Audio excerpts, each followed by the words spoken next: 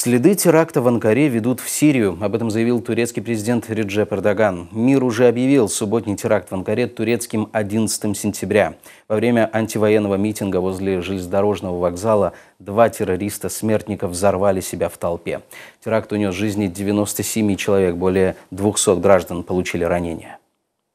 Следы смертников в Анкаре ведут в Сирию. Президент Турции Эрдоган заявляет, отчет спецслужб указывает, к теракту причастны сирийские боевики. От обязанностей также отстранили 3 высокопоставленных чиновников. Начальник полиции Анкары, а также главы службы разведки и безопасности города передали свои обязанности заместителям на время следствия, сообщили в турецком министерстве внутренних дел. Сегодня Эрдоган посетил место трагедии. Накануне власти Стамбула запретили митинг в память жертв теракта. Полиция заблокировала марш профсоюзов и общественных организаций. Акция переросла в столкновение.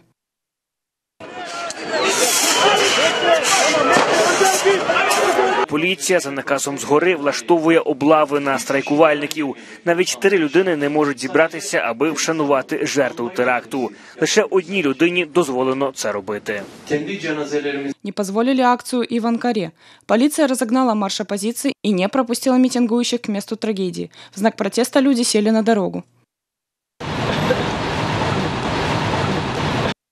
2 мощных взрыва прогремели у главного железнодорожного вокзала Анкары 10 октября. Теракт унес жизни около сотни человек, более 200 ранены. Ответственность за субботнее нападение пока не взял никто. Наталья Калинка, Мария Бахмат, Заман АТР.